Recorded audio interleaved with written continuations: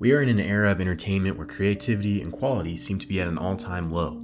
For movies and TV shows, we see remakes, reboots, and IPs squeezed dry, all for the sake of money, but with no understanding what made the original so great, leading to a bunch of nostalgia bait and slop.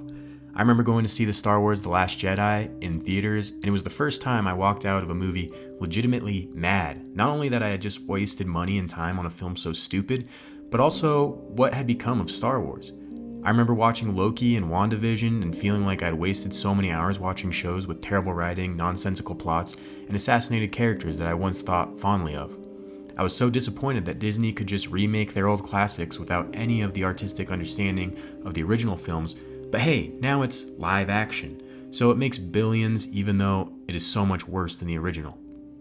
In gaming, we've had so many games pushed out early and broken, live service multiplayer games forced down our throats so many times, politics infesting the medium, especially in the writing, and just a lot of bad games.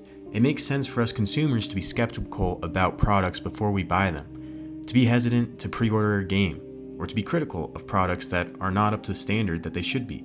When Star Wars fans see something like The Acolyte and voice their negative reaction, it's a way for them to tell the people running the IP that they want something else, and hopefully the brand will learn and improve, even though it doesn't. When I was a kid, and Star Fox 64 was and still is my favorite game of all time, but I wasn't happy with their direction they were taking the franchise with the GameCube Star Fox games, I wrote an email to Nintendo with how they could fix Star Fox and the directions they should take with it. The negativity towards the two GameCube games wasn't just to be negative for the sake of toxicity, it came from a place of love for the series. But it seems movie makers, showrunners, and game developers don't understand this. Time and time again, we have seen the blame for a movie, show, or game that fails terribly be blamed on the toxic fan base. Most recently, we saw this from the developers of Highguard, Wildlight Studio. If you don't know, the game Highguard is a 3v3 live service game which is basically capture the flag and base defense game with looting mechanics on a big map. It was shown off at the end of the last year's Game Awards show, which is usually the spot for something really big that people will be excited for. But people were not excited for it, and the reaction to the trailer was not good. It was hard to tell what the game would be and just looked like yet another live service multiplayer game with an uninspired art style in this already oversaturated market. The game came out, people hopped on, didn't like it, hopped off, and the game is already dead, with the studio laying off a lot of employees. And the devs have taken to the internet blaming the toxic gaming culture, where everyone just loves to make negative content and hate on products. They blame the Game Awards, saying that if people hadn't seen the trailer and everyone dogpiled on hating it, the game would have been a success. So basically blaming everyone but themselves. But does this claim have any merit? No, of course not. They had their game put on a huge stage. Even if people reacted negatively to the trailer, the name of the game was out there, and it got people to actually try the game. The problem was, people did not like the game, which isn't a huge shock when you put battle royale looting mechanics in a 3v3 capture the flag game, basically just adding a delay to the fighting for no reason.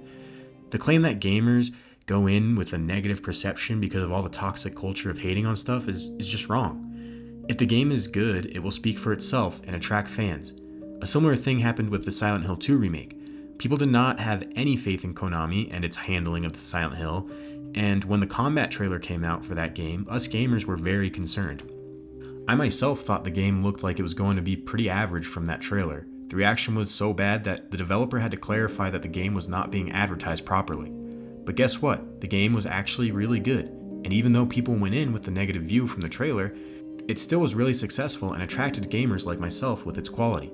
Arc Raiders. I saw a trailer for that game, I think, and just brushed it aside because I was tired of yet another live service multiplayer game. But then the game came out and people loved it because it was actually good and fun and unique. So I hopped on too. What about some other cases though? Death Stranding. I really enjoyed that game, and I remember being pretty upset with the Donkey video where he intentionally played the game wrong for comedic effect in his video, making the game look bad. I thought originally that it probably hurt the game pretty bad, but then I realized that most of the people who watch Donkey probably aren't the target audience for that game anyways, and the target audience for the game wouldn't be swayed on their decision to try the game based on a comedic Donkey video. And Death Stranding was able to find this audience due to its quality and be successful enough to spawn a really great sequel. The Last of Us Part 2 was a big one with an inflammatory reaction when the story of the game was leaked. But the thing is, people who didn't like the story and who didn't want the game because of it had every right to feel that way. A Last of Us fan who might have bought the second game but decided to pass didn't do so because they saw some video hating on the game's story. They didn't buy the game because they didn't like the story and didn't want to watch their favorite character get murdered. They had a legitimate issue with the game. So yeah, this whole defense of, oh, it's not our game's bad, it's the toxic gaming community, is garbage. Maybe next time they should just make something people actually want to play.